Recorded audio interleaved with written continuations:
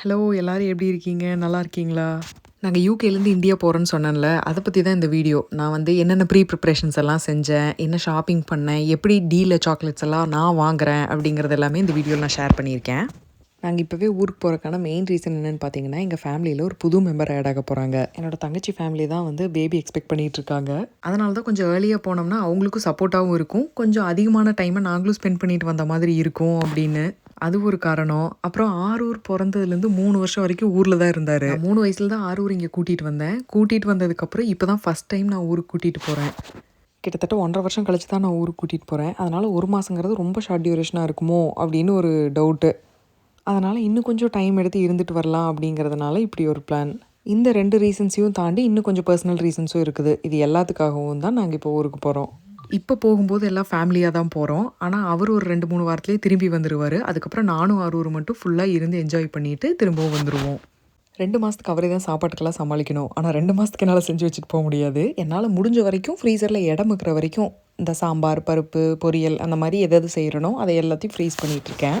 இந்த வருஷம் ஊருக்கு போற பிளான் இருந்துச்சு. ஆனா இப்படி அடிஷனலா லீவ் போட்டு போவோம் அப்படிங்கிற ஐடியா இல்ல. திடீர்னு ஒரு நாள் தோணுச்சு. அதனால ஆரூர் நர்சரிலயும், ஆஃபீஸ்லயும் கேட்டு பார்த்தோம். 2 பக்கமே ரொம்ப யோசிச்சுட்டு கடைசியில ஓகேன்னு சொல்லிட்டாங்க. ஆரூருக்கு ஃபர்ஸ்ட் ஓகே சொன்னதும் எனக்கும் ஆரூருக்கும் டிக்கெட் புக் பண்ணிட்டோம்.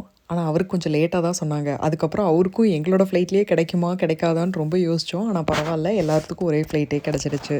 ஏன்னா ஃபர்ஸ்ட் டைம் நான் ஆரூர் ஊர்லேருந்து கூட்டிட்டு வரும்போது நான் மட்டும் தான் தனியா கூட்டிட்டு வந்தேன். முதல் 1 மணி நேரம் மட்டும் தான் நல்லா இருந்துச்சு. அதுக்கப்புறம் எல்லாத்தையும் மிஸ் பண்ணுறோம் அப்படிங்கிறது அவனுக்கு தெரிஞ்சிருச்சு. அந்த ஃப்ளைட் ட்ராவலும் அவனுக்கு பிடிக்கல. எனக்கு எப்படா வீடு போய் சேருவோம் அப்படின்னு ஆகிப்போச்சு. குழந்தைங்கள ஃபேமிலி மெம்பர்ஸ் நிறைய பேர்த்தோட வளர்த்திட்டு தனியாக வச்சு வளர்த்துறது எவ்வளோ கஷ்டம்னு எனக்கு இங்கே வந்து தான் தெரிஞ்சுது. நானே ஒரு ஹோம் சிக் கேஸு. என்னாலேயே ஊர்லேருந்து இங்கே வந்தால் இருக்கவே முடியாது. ஆனால் ஆரூர் அத்தனை பேர்த்தையும் விட்டுட்டு இங்கே வந்து இருக்கிறதுக்கு ரொம்பவுமே கஷ்டப்பட்டு போயிட்டான். ஆனால் அது எல்லாத்தையும் ஒரு வழியாக தாண்டி வந்து இப்போ நாங்கள் திரும்பவும் ஊருக்கு போகிறோம்.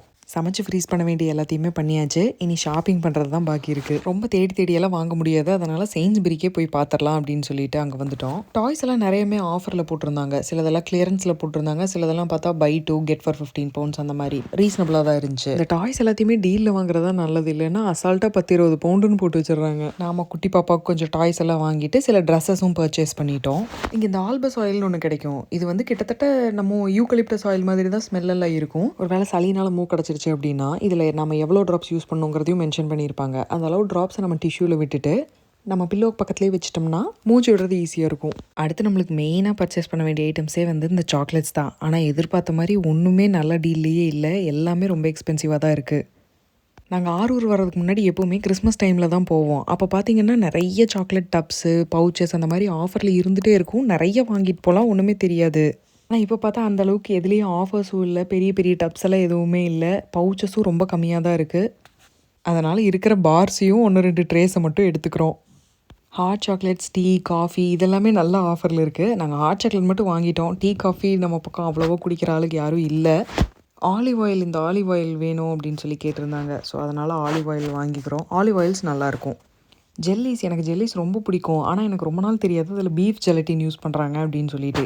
நான் இந்த ஜெல்லி பாருங்கள் 100% வீகன்னு போட்டிருக்கு. சரி, அதனால் இதை கண்டிப்பாக வாங்கி ட்ரை பண்ணலாம், யாருக்காவது கொடுக்கலாம் அப்படின்னு சொல்லிட்டு இதையும் எடுத்துட்டேன்.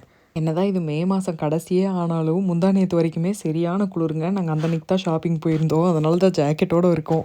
எங்களுக்கு சூப்பர் மார்க்கெட்ஸில் தேவையான அளவுக்கு சாக்லேட்ஸ் திருப்தியாக இல்லை. அதனால் lowpricefoods.com அப்படிங்கிற வெப்சைட்டில் நான் சாக்லேட்ஸ் ஆர்டர் பண்ணுறேன்.